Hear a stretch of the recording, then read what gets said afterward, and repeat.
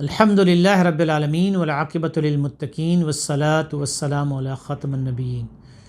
محترم سامعین و ناظرین، السلام علیکم ورحمۃ اللہ وبرکاتہ۔ آج ہم تسمیہ پہ بات کریں گے۔ تسمیہ کہتے ہیں بسم اللہ الرحمن الرحیم کو،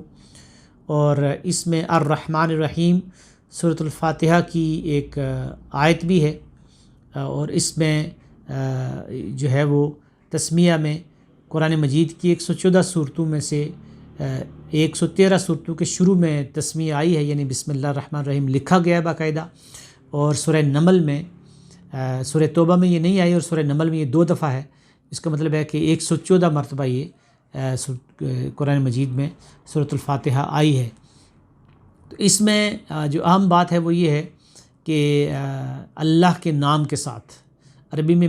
بازر بی کا مطلب ہوتا ہے ساتھ، یعنی اللہ کے نام کے ساتھ میں شروع کرتا ہوں یا شروع کرتی ہوں۔ تو جو بھی کام ہے وہ اللہ کے نام کے ساتھ شروع کیا جائے، کیونکہ اللہ کا جو نام ہے وہ برکت والا ہے، اور اس سے کام میں آسانی پیدا ہوتی ہے، اور اس میں اچھائی اور خوبی پیدا ہوتی ہے، کام وقت پہ مکمل ہوتا ہے، اور اسی طریقے سے اس کی جو مشکلات اور رکاوٹیں ہیں وہ دور ہوتی ہیں، اس لیے کہ اللہ سبحانہ و تعالیٰ ہی اس پوری کائنات کا خالق و مالک ہے، اور اللہ تعالیٰ کا ذاتی نام ہے، اس لیے اس میں ایک خاص برکت اور ایک رحمت پائی جاتی ہے۔ اس کے بعد پھر اللہ تعالیٰ کے 2 صفاتی نام ہیں، الرحمن اور الرحیم۔ دونوں کا مادہ ایک ہی ہے، رحم، اور رحم یا مرسی، یہ عام طور پہ اردو میں ہم جانتے ہیں اس کے معنی کیا ہے، لیکن الرحمن عربی زبان کا ایک خاص وزن ہے۔ اس وزن پہ اور بھی الفاظ ہیں، جیسے عطشان ہے، کسی کو بہت زیادہ پیاس لگنا، جوعان کسی کو شدید بھوک لگنا، یا غضبان کسی کا غصے میں لال پیلا ہو جانا۔ لیکن اسی طریقے سے ایک لفظ ہے طوفان۔ تو طوفان کا جو مطلب ہے وہ ہے جب پانی اپنی حدوں سے نکل جاتا ہے، اور جیسے ایک دریا میں طغیانی آتی ہے، طغیان بھی ایک لفظ ہے، تو وہ پانی اپنے جو کنارے ہیں اس سے باہر نکل جاتا ہے۔ اسی طریقے سے ہوا کا جب طوفان آتا ہے تو ہوا درختوں کو اکھاڑ دیتی ہے، وہ جو ہے نا وہ چھتوں کو بھی جو ہے اڑا دیتی ہے۔ تو گویا کہ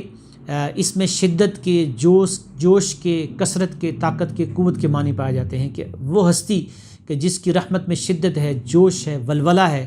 اور جو امڑتی ہے ایک طوفان کی طرح۔ تو یہ ہے اللہ تعالیٰ کی رحمت، اور اسی رحمت کا تقاضا تھا کہ اس نے مجھے اور آپ کو پیدا کیا، اور ہمیں قرآن جیسی نعمت عطا کی، نبی اکرم صلی اللہ علیہ وسلم جیسے رسول عطا کیے، اور بے شمار نعمتیں ہمیں عطا کی۔ اور پھر اس کے ساتھ لفظ رحیم لایا گیا ہے۔ رحیم فعیل ان کے وزن پر ہے عربی زبان میں، جو اوزان ہے اس لحاظ سے، اور پھر اس میں خاص طور پر جو ہے وہ معنی ہیں تسلسل کے، کنٹینیوٹی کے، دوام کے، ہمیشگی کے۔ یعنی عام طور پہ جو طوفان آتا ہے وہ تھم جاتا ہے، یا انسان کے اندر بھی رحم دلی کی صفت ہے، لیکن اس کو کچھ وقت کے لیے رحم آتا ہے، پھر وہ کچھ عرصے بعد اس کا رحم ختم ہو جاتا ہے۔ تو لیکن اللہ تعالیٰ کی جو رحمت ہے یہ مسلسل جاری و ساری ہے، اس میں کوئی کٹ نہیں ہے، کوئی رکاوٹ نہیں ہے، اس کے اندر جو ہے نا وہ کوئی اس کا خاتمہ نہیں ہے، یہ تھمتی نہیں ہے، رکتی نہیں ہے، بلکہ مسلسل جاری و ساری ہے۔ اس لیے یہ جو اللہ تعالیٰ کا ایک اسم ذات ہے، اللہ جل جلالہ، جو بڑی عزت والا ہے، شان والا ہے، اس کے نام سے ہم آغاز کرتے ہیں، اور پھر ساتھ اللہ تعالیٰ کی 2 صفات کا ہم شعور اپنے اندر پیدا کریں کہ اس کی رحمت جوش سے، شدت سے آ رہی ہے قرآن مجید کی تلاوت سے پہلے یا سورۃ الفاتحہ کی تلاوت سے پہلے، اور یہ رحمت ہمیشہ جاری رہے گی۔ اسی لیے میرے اور آپ کے پیارے آقا نبی صلی اللہ علیہ وآلہ وسلم نے ہمیں یہ حکم دیا ہے کہ ہر مومن کو، چاہے وہ مرد ہو یا عورت، اور بچوں کو بھی ہمیں یہ سکھانا چاہیے کہ ہم جو بھی کام کریں تو اللہ کے نام سے اس کا آغاز کریں۔ بسم اللہ پڑھ کر دروازہ کھولیں، بسم اللہ پڑھ کر دروازہ بند کریں، بسم اللہ پڑھ کر جو ہے نا وہ لائٹ آن کریں، بسم اللہ پڑھ کر لائٹ آف کریں۔ حدیث میں آتا ہے کہ جب تم چراغ جلاؤ تو بسم اللہ پڑھو، جب تم چراغ بند کرو تو بسم اللہ پڑھو، اور دروازہ کھولو تو بسم اللہ پڑھو۔ تو گویا کہ ہر کام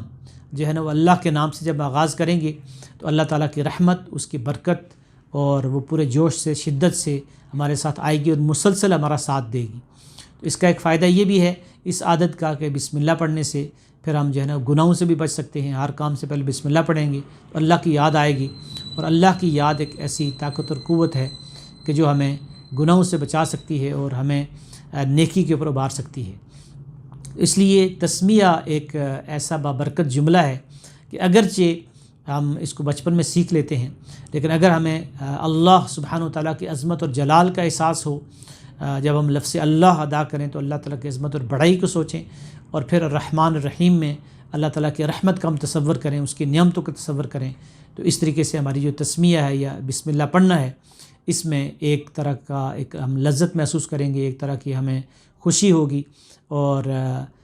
پھر ہم اس کو پورے محبت اور شوق سے پڑھیں گے۔ اللہ سبحانہ و تعالیٰ مجھے اور آپ کو عمل کرنے کی توفیق عطا فرمائے۔ وآخر دعوانا ان الحمد للہ رب العالمین۔